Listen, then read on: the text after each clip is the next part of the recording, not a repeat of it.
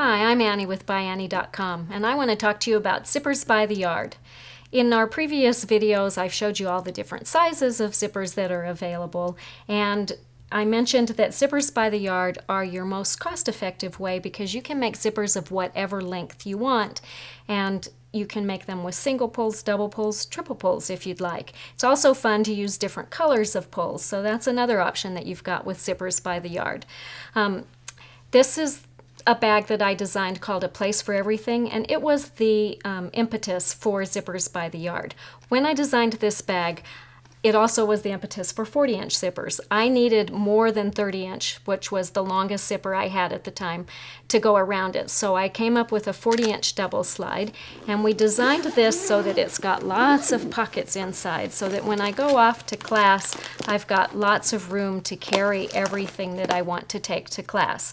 I've got pockets that are one pocket going across, and I've got a zipper pull on there, and then I've got some that are divided in half, and I want it to be able to open each pocket individually so that I didn't have to open the whole thing to get into just this one.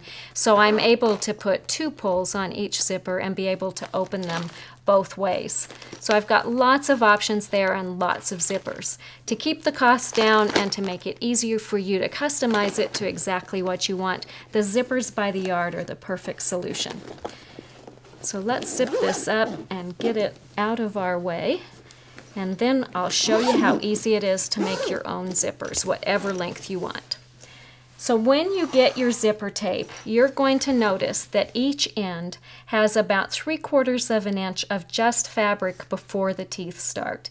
If you can preserve one of those ends until you have all the pulls put on, kind of like what I've done here, I put all my pulls on right away, that's going to be the easiest because it's a piece of cake to put the pulls directly onto the fabric. If you try to put the pulls directly onto the teeth, it's a little bit more of a challenge, but once you practice it for a while, it's really not that much harder. But going on the fabric is definitely the easiest way. So what I do is I put all my pulls on from this end, and then I go to the other end to cut. So when you're ready to put your pulls on, and I'm actually going to pick a red one just so we've got a little more contrast and you can see it. It's also fun to put different colors of pulls on so you can really match it to your fabric. But you're going to notice that your pull has a round end and it has a flat end. And if you look at the flat end, you're going to see that it has a single opening in it. The round end has two channels, and you've got two sides to your zipper tape, two pieces. So that's the end you want to use, the one that has the two openings, which is the round end. So that's probably the most important thing to know is when you put the pull on, you want to be working from the round end, not the flat end. So take the zipper pull with the round end facing your zipper tape, and then you're just going to slide your zipper tape into that opening. And you'll notice that I pulled the zipper open a little bit just so I had some room to work. But I'm pulling that in, and then it's just a matter of zipping my zipper. No harder than pulling a zipper down on your thing, and your zipper pulls are on. Then what I'm going to do is go down to the other end, and I've actually already done this so that you can see what to do. I'm going to pull down however many pulls I want on that zipper, and I'm going to mark the length. So I just get out my ruler and my chalk marker, and I'll measure the length that I want. On here I wanted a 12-inch zipper, so I measure. Let's get this extra zipper tape out of the way.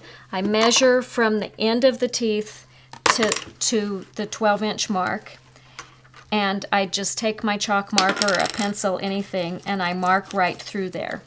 And then I'm going to stitch on either side of the marked line so that I can then cut it right on that line. And you can cut that with a pair of scissors. I usually will set it just on my mat and use my rotary cutter and just slice through there. But it's really easy to cut it, and then you've got your 12-inch zipper ready to go for your project. And you'll notice that just this line of stitching is plenty of a stop to keep those pulls from moving on me. So I've created new zipper stops, and the nice thing about this is I don't have those clunky metal stops that I have to worry about breaking my needle when I hit. So just that single line of stitching is enough. Then I would pull my next stop down, cut my next neck zipper, if I want 2 slides on that, I pull 2 slides before I mark it and cut it.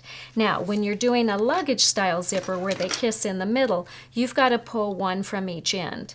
And truthfully, it's not quite as easy because sometimes when you're putting the zipper pull, when you're going straight onto the teeth, they don't line up exactly, so it might take a few times back and forth getting them so they meet in the middle exactly, but with practice you can accomplish that too.